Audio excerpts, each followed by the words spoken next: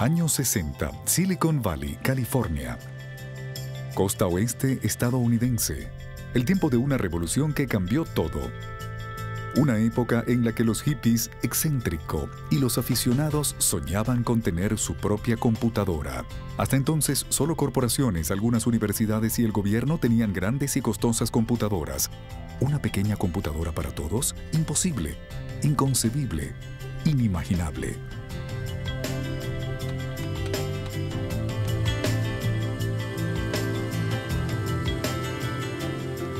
Yo diría que la revolución de la costa oeste es la revolución más grande de la segunda mitad del siglo XX, pues ha cambiado más al mundo que el comunismo o cualquier movimiento nacional. Creo que no hay una sola faceta de la vida humana que no haya sido tocada y que no esté siendo transformada por la revolución de las computadoras pequeñas.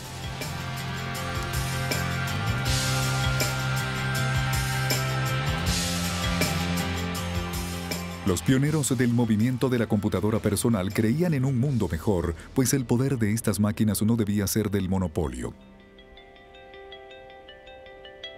Todos éramos de izquierda y no había un programador de computadoras republicano en los años 70, simplemente no lo había. Todos estaban en contra de la guerra y en contra de Nixon. En ese momento las computadoras personales se usaron para darle poder al movimiento de izquierda. La gente realmente caminaba en sandalias, comía arroz integral y consumía LSD. Si esa no es una postura de izquierda, entonces no sé qué es.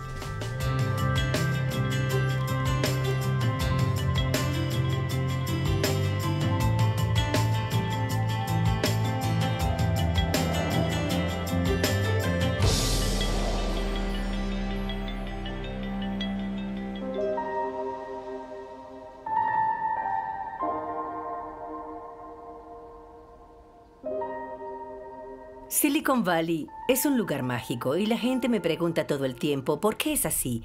Y creo que todo empezó por la presencia de nativos, pero no existe una historia oficial. California siempre ha sido un lugar que ha atraído aventureros y buscadores de oro, pero según la historia se conoce como un lugar de integración.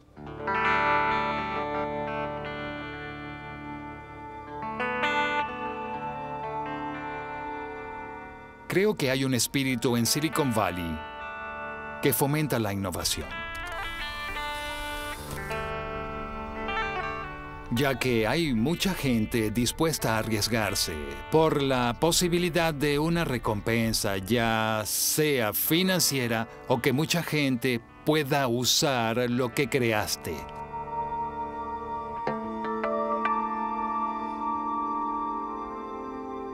El origen de Silicon Valley se remonta a 1848 cuando se descubrió oro en el llamado Gold Country. Y en ese momento existió una auténtica fiebre del oro y los que vinieron hicieron algo extraordinario. Encontraron dinero debajo del suelo.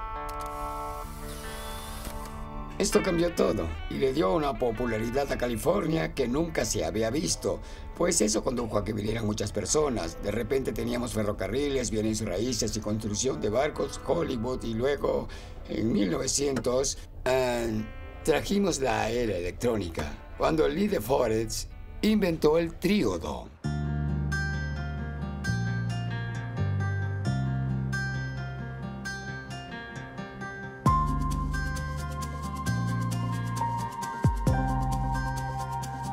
Así que los estadounidenses vinieron tan al oeste como pudieron.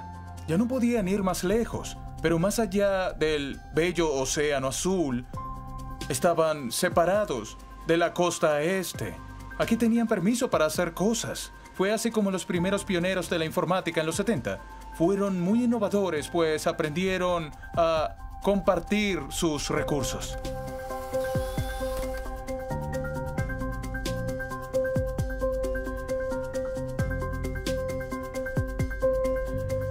Cuando atraviesas los Estados Unidos desde Nueva York hasta la costa oeste, te desprendes de las reglas.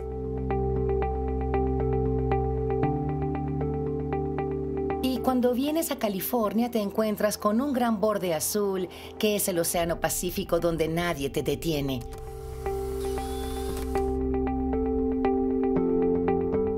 geográficamente libre, lo que llevaba a todos los chicos a ir y venir pidiendo aventón por la autopista 1 con el océano de un lado y un poco de tierra del otro. Al estilo de los Beach Boys. Pensando solo en diversión, diversión. Personas como Steve Jobs nunca habrían sobrevivido en la costa este porque básicamente tenían cero tolerancia a las cosas raras. Y en California se tenía mucha tolerancia a lo que se consideraba raro, lo que resultó ventajoso en esa situación.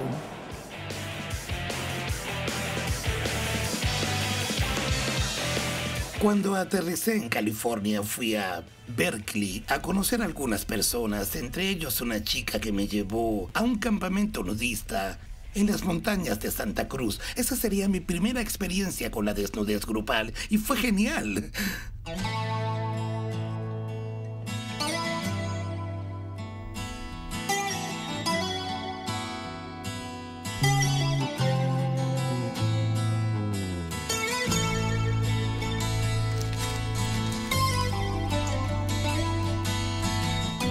Las personas que venían a California eran personas que no encajaban con el estilo de vida de la costa este.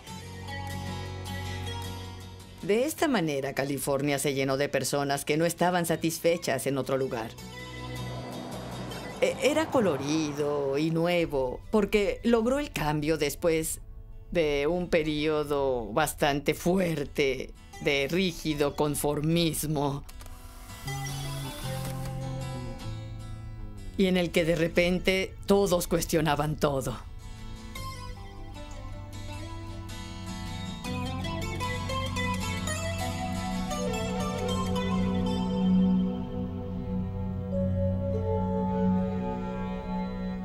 Yo era ingeniero eléctrico en IBM. Después logré ser agente de ventas y después pasé a la parte administrativa. Así que hice muchas cosas en esta gran empresa, lo cual para mí fue maravilloso. Pues en ese momento mi vida era exitosa. Tenía buena educación, buena salud, buen trabajo. Además vivía en Silicon Valley. Tenía una linda esposa y un bello hogar. Aunque había algo más. Fui a San Francisco, especialmente a Berkeley, lo cual fue bueno para mi vida social, ya que creo que la generación de los boomers fue más segura, probablemente de la historia. Allí las familias habían trabajado mucho para brindar seguridad y los baby boomers se sentían seguros. Una vez que tienes seguridad, te sientes apto para probar cosas nuevas, nuevos pensamientos, a ir a lugares nuevos. Además, veías a tu familia y decías, pase lo que pase, no quiero ser como ellos. Esos jóvenes habían sido criados durante la década de los 50 con algunas cosas materiales. Fue divertido, pero no fue real. Fue algo superficial, desde mi punto de vista, pues había algo más en esa agradable vida. Eso era lo que estaba sucediendo.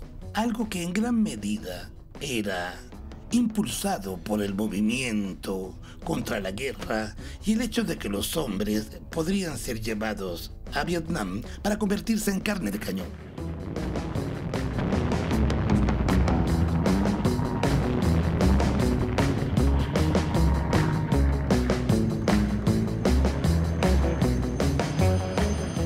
$60,000 de esos jóvenes murieron y 150,000 volvieron heridos. Mi generación fue destruida.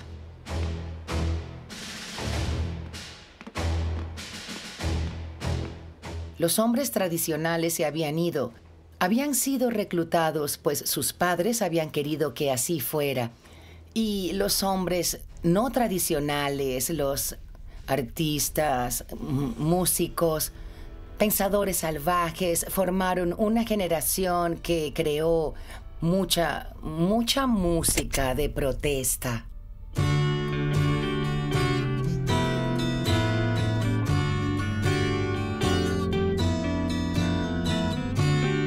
En la costa oeste de Estados Unidos, la Universidad de Berkeley se convierte en uno de los centros de protesta en contra de la guerra de Vietnam. Allí, la administración de la universidad quería prohibir las manifestaciones. Esta asamblea se ha desarrollado hasta tal punto que el propósito y el trabajo en la universidad han sido bastante afectados. Pero los estudiantes no permitirían que nadie los callara. Con el movimiento Libertad de Expresión lucharon por su libertad en el campus. El cantante de folk Bob Dylan describía la forma de vida de la joven generación y en 1964 escribió una canción que se convirtió en el himno de la contracultura. Porque los tiempos están cambiando. Los tiempos, de hecho, cambian. Cuando llegué a Berkeley, estaba interesado en participar no solo en la sociedad bohemia,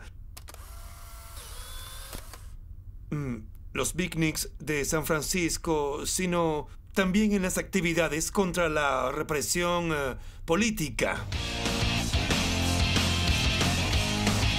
Y me convertí en alguien políticamente activo en un sentido de protesta. No se puede decir que los hippies lanzaron la revolución informática. Aunque algunos de ellos estuvieron involucrados, también había personas más conservadoras.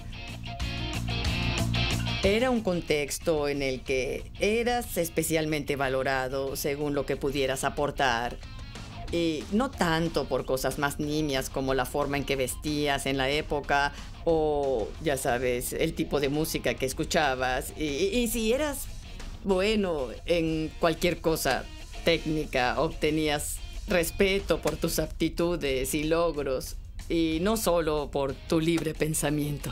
Siempre pensaba en algo que pudiera diseñar que fuera útil. En 1966 comencé a pensar cómo puedo construir amplificadores portátiles, megáfonos o algo así.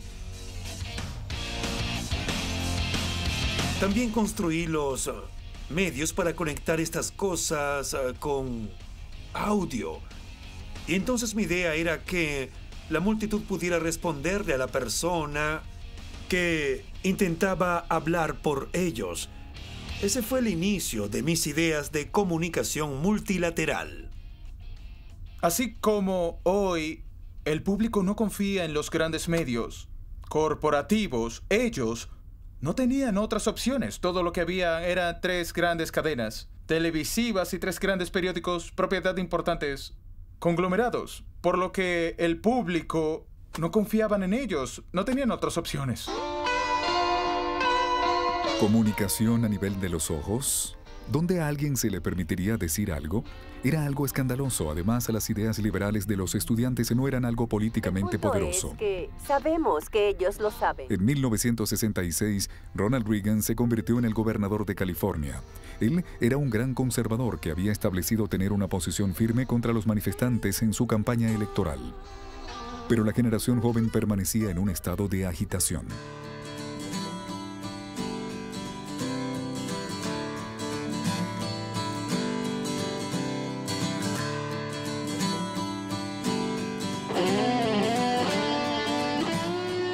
Algunos de mis amigos experimentaban con la vida comunitaria. Me refiero a vivir en el campo, volver a la tierra, cultivar tu propia comida, cosas así.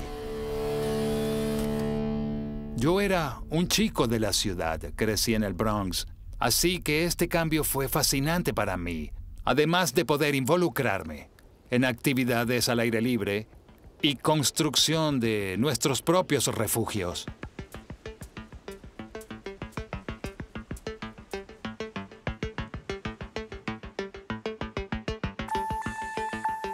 Sabías que muchas cosas estaban pasando al mismo tiempo y no era algo sobre una sola cultura, no era un mundo unificado. Había una parte de la contracultura que rechazaba la tecnología, pero había otra parte que creo que Stuart Brand representó muy bien, fue la de la noción de apropiarse de las herramientas. De eso trataba la informática personal, debías apropiarte de ellas para crear tu propia cultura. Buckminster Fuller estaba surgiendo al mismo tiempo que otras personas regresaban a las costumbres basadas en la tierra. Buckminster Fuller fue uno de los íconos del movimiento hippie porque era un pensador innovador. Y a pesar de que era un anciano cuando llegaron los pensamientos hippies, él se une a ellos y construyeron los tomos geodésicos. Los hippies respaldaron su idea de la creación de nuevas formas de organización comunitaria y de poner un domo sobre la ciudad para ahorrar energía. Además, Bucky siempre fue un poco hippie antes de su tiempo. Es muy agradable sentir este recibimiento. Buckminster Fuller. Su idea estaba muy adelantada a la tecnología de la nación. Buckminster Fuller vivió para ver el mundo escéptico creer en él, y su idea que el hombre nació para tener éxito.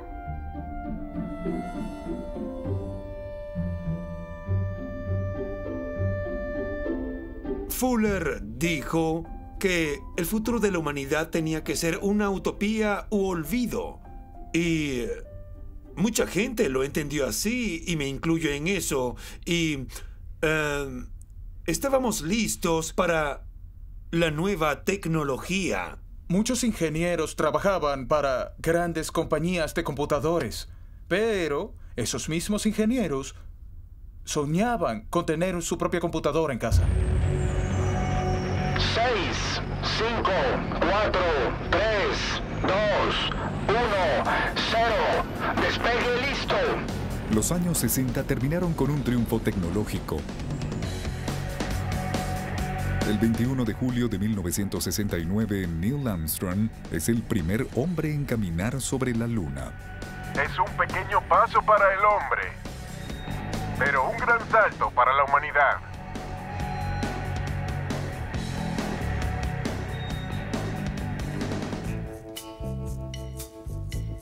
De repente, todo era posible. Había entusiasmo en cuanto a lo técnico y deseo de pasar los límites. Alguien que más tarde cambiaría el mundo de la informática no podía ser encasillado, fuera hippie, aficionado o un individualista. Steve Jobs estaba alejado de la contracultura. Quiero decir que él lucía como lo hacía a media década.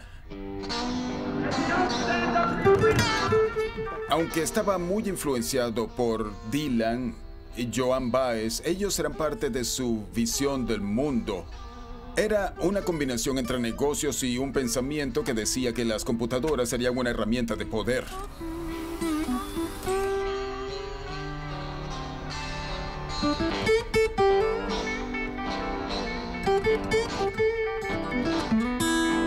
Steve y yo nos hicimos amigos en nuestro primer mes de universidad en Reed College. Curiosamente, los dos estábamos interesados en el libro Aquí y Ahora sobre temas psicodélicos y de espiritualidad.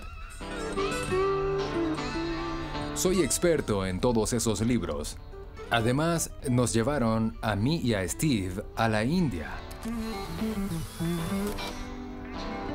Mi amistad con él consistía en ir al templo Hare Krishna los domingos por la noche y tomar psicodélicos durante los fines de semana. Él vino a un pequeño grupo zen que tuvimos hace años, cuando apenas regresaba de la India y había abandonado la universidad, pues estaba en una búsqueda.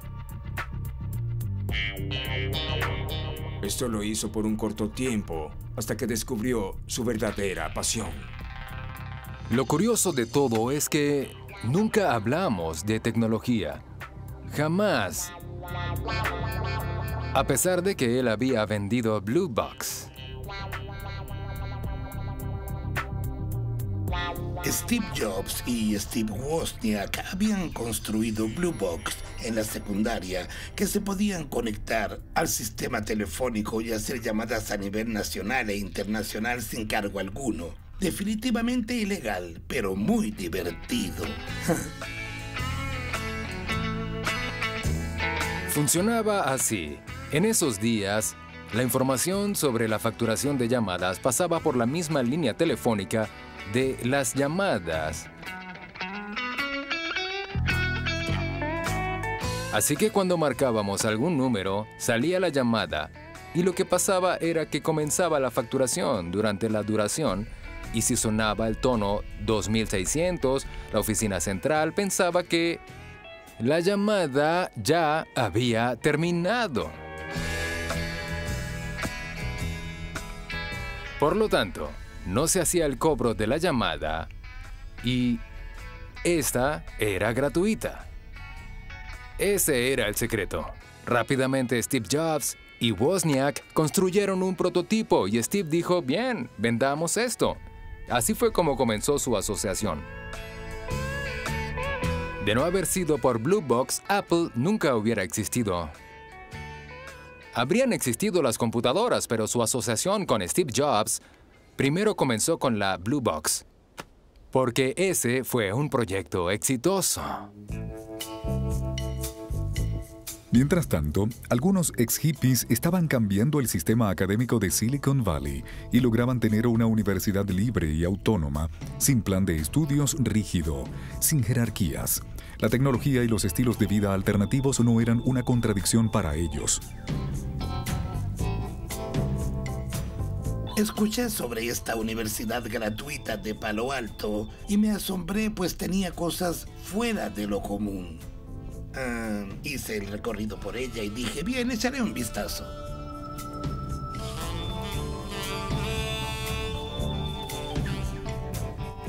Mientras estuve allí, habíamos hasta 3,000 personas que eran miembros de la Universidad Libre. Para ser parte tenías que pagar $10. Cualquiera podía enseñar cualquier cosa. Había incluso un curso de psicodelia. Hice un curso llamado Ser Amable. Yo que venía de Texas, donde no existe la gentileza, pues eso no es varonil.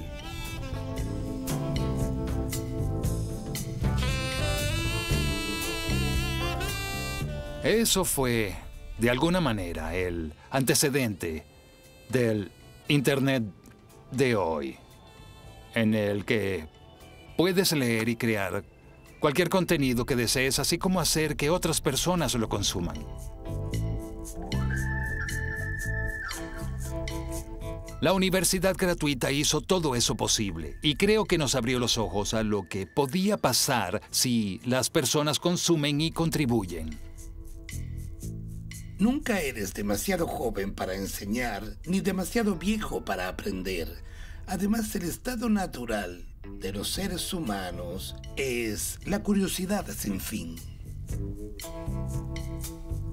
La primera clase que dirigí estaba relacionada con la informática. Se llamaba Cómo terminar con el monopolio de IBM. Y trataba de cómo IBM había obtenido el control de informática empresarial, que era prácticamente todo en ese momento. No les importaba la facilidad de uso, así que pensé que deberíamos juntarnos y elaborar una estrategia que destronara a IBM.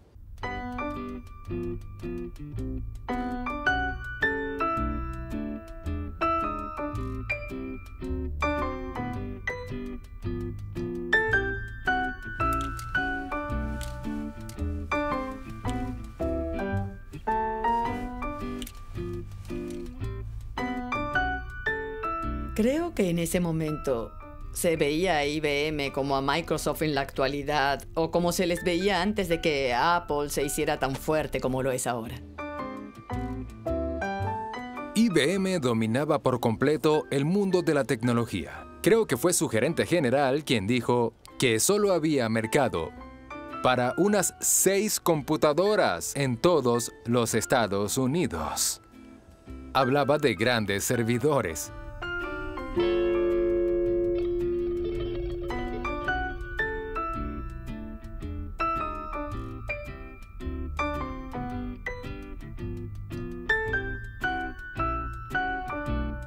Así se veían las computadoras en los años 60 y los años 70. El tamaño era muy intimidante. Y había fabricantes a los que les gustaba eso, pues sentían que la computadora debería ser más grande que el usuario.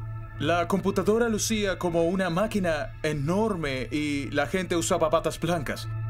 Eran algo como sacerdotes en un templo, en el que estaba el servidor. A veces se podía ver detrás de un cristal y era como una orden de sacerdocio en la que estos operaban y cuidaban y alimentaban estas máquinas. Era algo muy poderoso.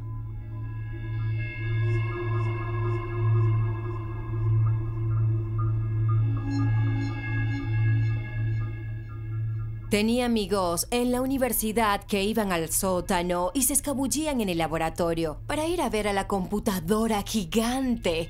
Un día los acompañé y vi que esta computadora ocupaba toda la habitación. De repente me mostraron algunas tarjetas con agujeros que metían a la computadora y al retirarlas, estas salían con información. Ellos estaban completamente cautivados con esto. Pero yo no me sentía así, ya que yo no me identificaba con esta máquina opaca y monolítica. No sentía una relación con ella. Me empequeñecía. Era muy extraño.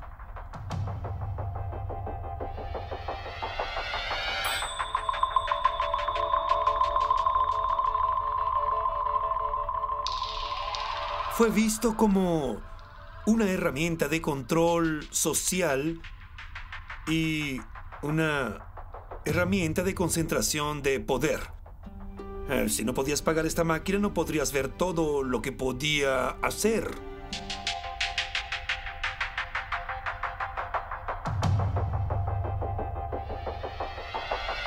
La forma en que IBM hacía las cosas era en gran medida al estilo de la costa oeste.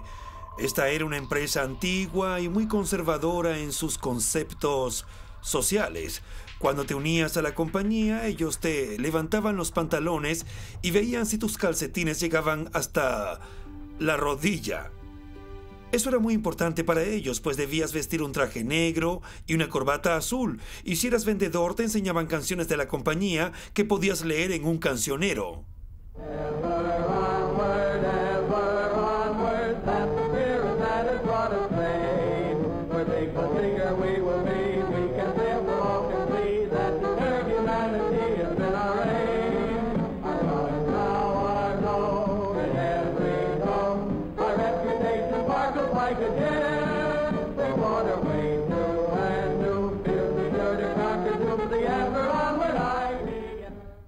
Los que estábamos en la industria de la computación, los jóvenes programadores, resentíamos lo que IBM estaba haciendo, ya que veíamos esto como un enorme medio creativo que debía estar al alcance de todos, no solo de una compañía gigantesca.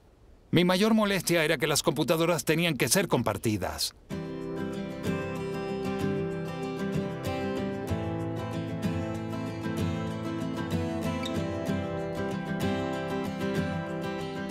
Yo quería crear alguna máquina que ayudara a las personas a formar y mantener la comunidad. El ágora, la plaza, el mercado. Esta ágora que habíamos creado ahora era algo masivo. Y nos empezamos a preguntar, ¿qué tenemos que hacer? Me refería a que como ingeniero tenía que encontrar mi especialidad. Y en esa época teníamos estas computadoras grandes para trabajar. Y también teníamos que crear algo así como, digamos, un tablero de anuncios. 3 décadas antes de que una compañía llamada Facebook saliera al mercado, un grupo de jóvenes fanáticos de la informática originado por Lee Falsenstein inventó una pequeña red local en Berkeley. Las PC aún no estaban disponibles y los pocos terminales públicos estaban conectados a una gran computadora central.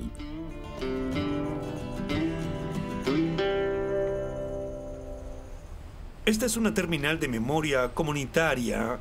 Fue el primer medio de comunicación electrónico de acceso público. Nosotros queríamos establecer un nuevo canal de información que no estuviera controlado de la manera en que se controlaban los periódicos, las emisoras y demás medios de comunicación. Nuestra intención directa era proporcionar una herramienta mediante la cual las personas pudieran crear comunidades y centros de intercambio, de información local. Tuvimos todo tipo de intercambios. Contábamos con personas que escribían gráficos para máquinas de escribir, solo para que la gente pudiera copiarlos usando una palabra clave. Además de ello, tuvimos un poeta que ponía algunas líneas de poemas y escribía: para escuchar más poesías, llama al siguiente número, pregunta por John. Lee fue uno de los primeros que utilizó las computadoras personales tanto para los movimientos políticos como para los movimientos contraculturales, y tenía una idea muy bien desarrollada sobre la computadora como herramienta política, pues él creció en una familia socialista y comunista, por lo que tenía valores políticos. Cuando llegó a Berkeley, de inmediato participó en el movimiento estudiantil. Además tenía experiencia en ingeniería, así que aprovechó para combinar ambas cosas. Él vio la computadora como algo valioso, como una herramienta no para el control, sino para la liberación.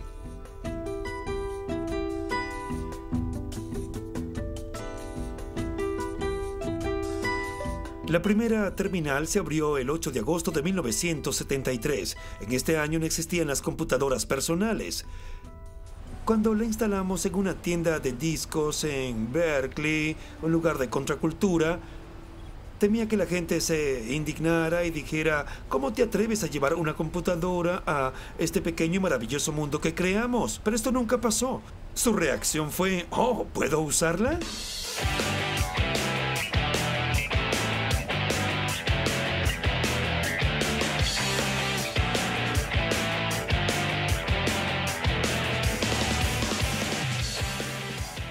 Me enamoré de las computadoras cuando estaba en la escuela secundaria, a pesar de que fuera algo raro a finales de los 60.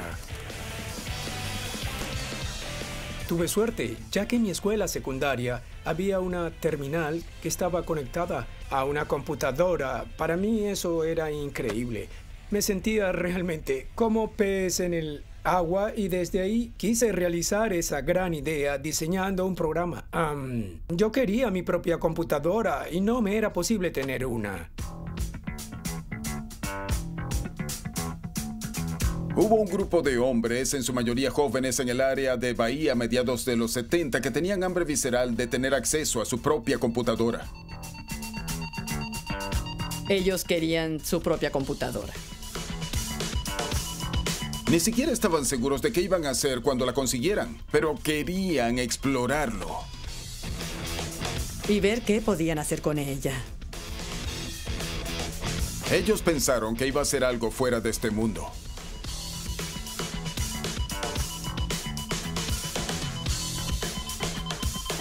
Ted Nelson publicó un libro llamado Computer Lib en el año de 1974. Ese fue el primer movimiento que vi de las computadoras como una herramienta para el hombre común y un contrapeso al gran hermano. Fue un movimiento increíblemente emocionante que la gente común pudiera tener sus propias computadoras, igual que los bancos y también los gobiernos. Eso era realmente muy bueno.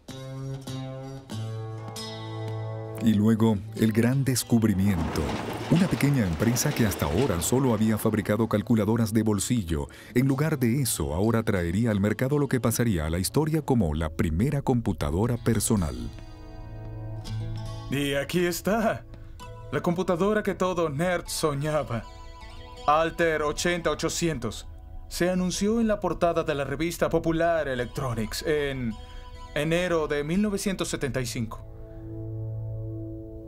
Y movilizó nerds de todas partes.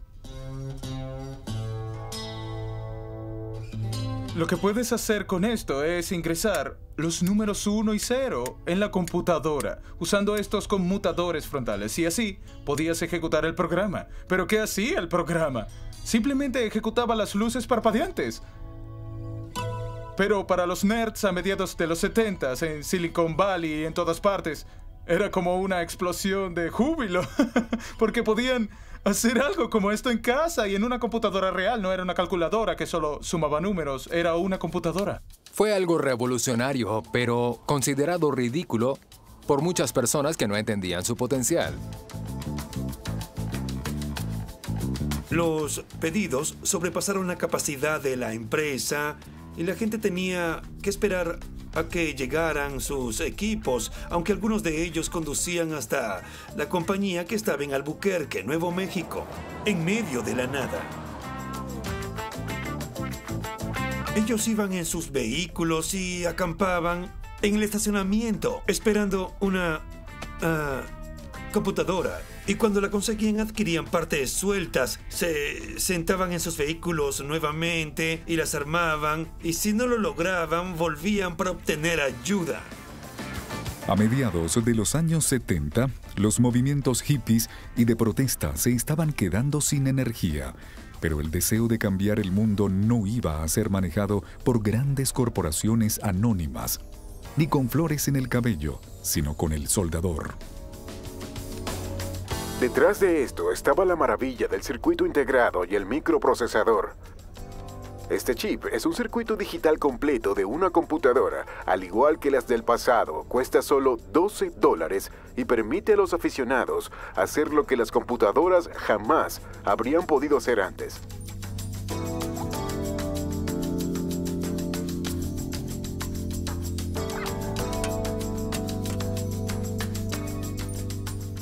Treinta personas se reunieron en un garaje una lluviosa noche de marzo para contemplar la computadora.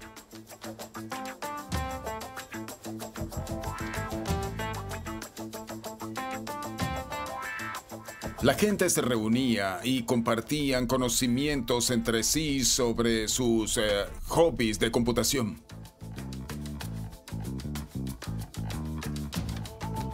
Y alguien de repente propuso comenzar un club de computación para todos los nerds y personas que estaban interesadas en microordenadores que se obtenían a precio de consumidor. El Homebrew Computer Club comenzó en ese garaje poco estilizado y se expandió tan rápido que el garaje ya no era suficiente. Así que se trasladaron a una sala de conferencias para llevar a cabo algo similar a una logia. Estando allí, una persona dijo: «Está bien, estoy dispuesto a dirigir la reunión». Ese fue Lee Felsenstein.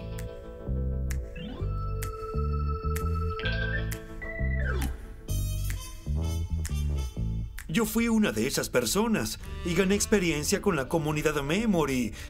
Entendí que lo que necesitaba hacer era conocerlos a todos, es decir, saber quiénes eran estas personas, qué querían hacer, qué talentos tenían y qué recursos usaban, algo que haría una red social. Así que una persona se podía parar y decir: «Hey, tengo este problema con este programa. ¿Alguien me puede ayudar? He oído que Intel va a producir un nuevo chip llamado microprocesador». Y respondimos: «Sí, cuéntanos sobre ello».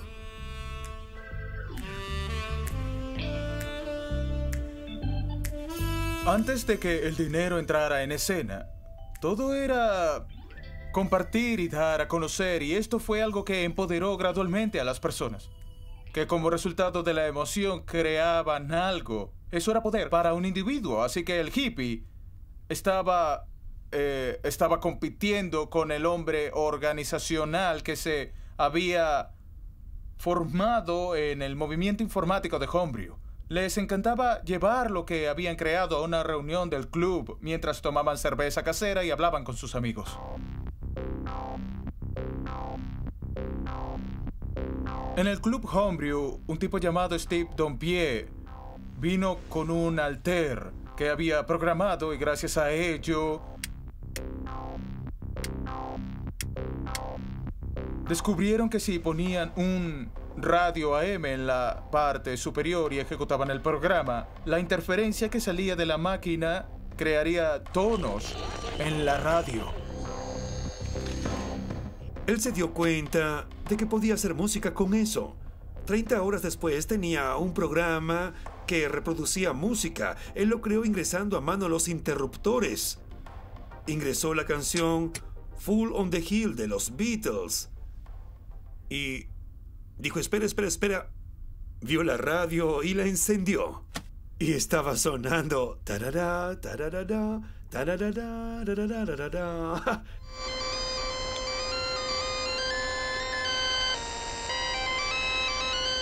Se oía mal, pero la gente la identificaba. Se produjo una ovación de pie en Homebrew durante la reunión, con Lee Felsenstein, y este agitaba su bastón declarando que Altair había hecho algo por primera vez. Y esto sorprendió a todo el mundo. ¿Cómo era que había sonado música de la computadora? Incluso Bill Gates no podía entenderlo. Este joven que había desertado de la universidad y fanático de la informática se convertiría en el empresario más rico del mundo. Bill Gates sentó bases de su imperio temprano, cuando la mayoría de los otros nerds ni siquiera pensaban en ganar dinero. Bill creció en Seattle, no en el área de la bahía. Además fue a Harvard y estaba fascinado con las computadoras. Y era bastante emprendedor, pues él siempre había sentido fascinación comercial desde el principio. Era muy temprano para comprender el poder de la informática personal. Podrías poner una computadora en cada hogar y tener una visión temprana, aunque no era una visión política ni cultural, era una visión técnica. Cuando salió el tema de las microcomputadoras, Bill Gates y Paul Allen ya eran amigos. Bill corre donde su amigo y le muestra lo que descubrió y su reacción fue: ¡Dios mío! ¡Tenemos que enfocarnos en eso! Él se dirigió a MITS diciendo: oye, tienes la computadora Altair MITS, pero no tienes el software. Puedo darte una copia del lenguaje de programación básico que mejorará enormemente tu producto. Y MITS dijo: genial, y lo venderemos a $350 cada uno. Algunos aficionados que no tenían tanto dinero pagaron los $350 por una copia del MITS básico. Y luego hubo una multitud de copias de estos en todos lados.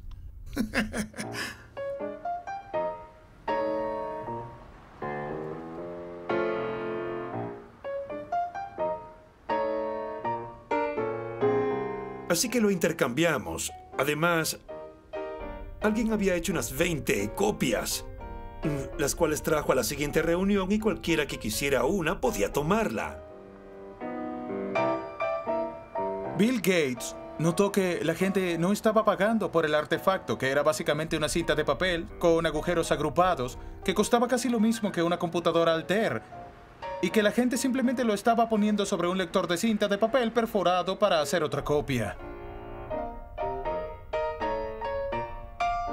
Bill Gates se molestó mucho por esto, pues él y Paul habían creado Microsoft. Así que escribió una carta realmente airada que decía: ustedes, los aficionados, están robando la sangre de nuestra vida.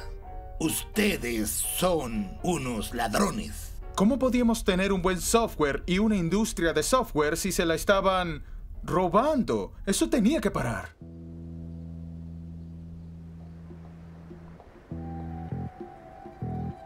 La cultura del club de computación desde el principio fue compartir el software, pues esto era lo que había amplificado la máquina y la había hecho funcionar. Así que, por supuesto, se tenía que compartir, pues no había ninguna industria de software.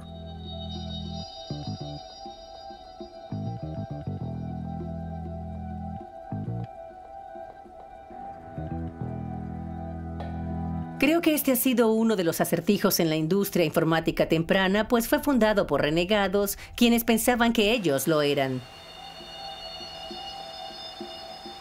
Y el problema era que ellos tenían que ganar dinero y ser compensados por el trabajo y las innovaciones que realizaban. Entonces se creó esa prevención de copiar y proteger las cosas. ¿Cómo proteger nuestras cosas? ¿Cómo monetizar nuestras creaciones? Y creo que Bill fue una de las primeras personas que declaró que necesitábamos que nos pagaran por ese trabajo, pues tenía un valor y necesitábamos un pago por ello.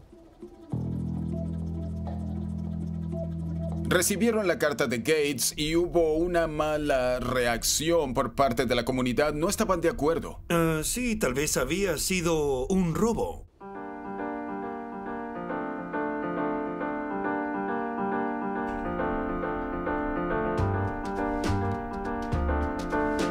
Los primeros chicos que crearon la computadora no pensaban en dinero. Para ellos se trataba de la conexión humana. Vieron la belleza a través de los códigos de la computadora. Fue como un romance, un amor por la codificación, la comunicación usando estas herramientas. Y los primeros y primitivos juegos eran como pip, pip, pip, pip.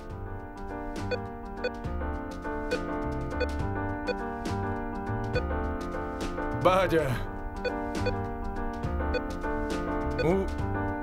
Un punto más. Sí.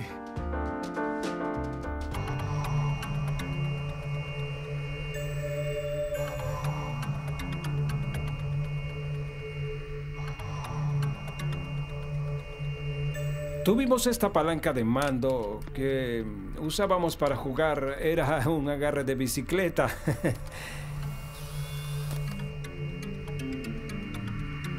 Después de ver la Guerra de las Galaxias, mi compañero de cuarto diseñó un programa en el que disparabas cuando los enemigos se aproximaban y usando el simulador disparabas con un botón. Y en realidad solo era parte de una tubería y el palo era muy corto y también tenía un trozo de madera, una pipa, un agarre de bicicleta y al final un botón. Y esa era nuestra herramienta de juego. Los artefactos tecnológicos lentamente se volvían reales a medida que se fundaron las primeras empresas. Apple, en ese momento todavía con su logo de árbol de manzanas, era una de las innovaciones de garaje.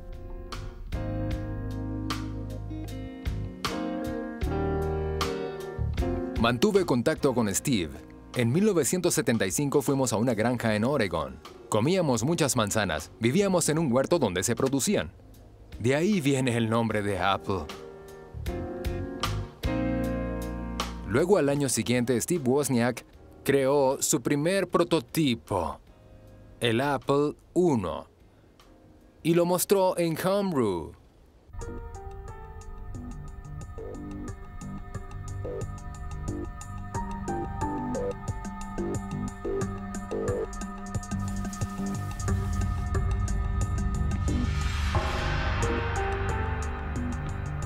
Fue la primera vez que Apple se exhibió al público. Ese soy yo, intentando parecer serio, esperando que nadie me hiciera preguntas, pues no sabía nada de cómo funcionaba la computadora, pero Steve Jobs lo sabía todo. Y esta presentación era sobre Steve y Wozniak respondiendo las dudas de los especialistas mientras yo me quedaba en la cabina.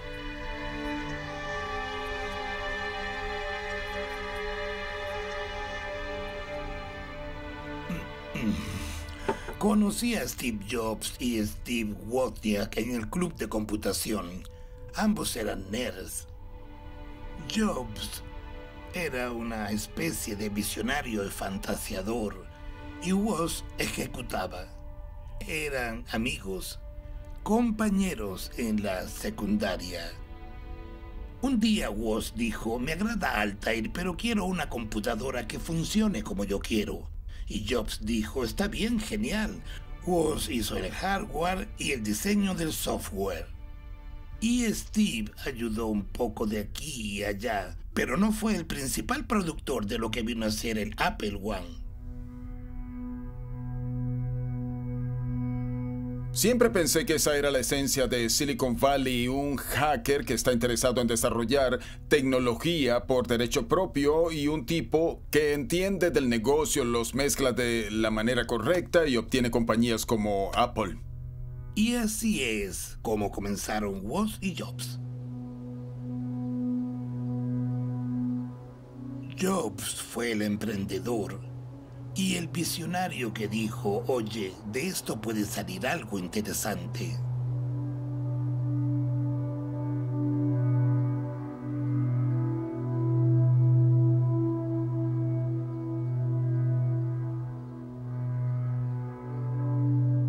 Jim Warren tenía un poco la personalidad de Dionisio, pues era alguien que escuchaba chismes en las reuniones y los transmitía a otros. Si miras bien las fotos que tomamos en el club de computación, él está sentado en la parte de atrás y todos lo están mirando.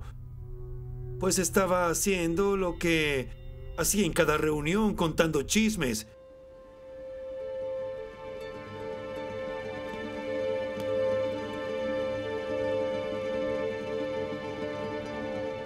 Mi idea de hacer una feria de computadoras era tener una versión del club de computación, gente hablando sobre lo que hacían, y si alguien quería vender algo podía exhibir sus productos en una mesa y estaría bien.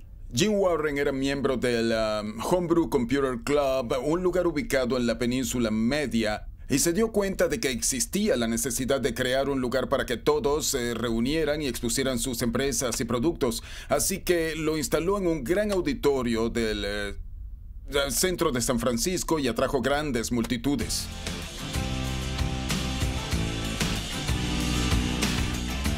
La computadora personal está creciendo y finalmente se tomó en serio.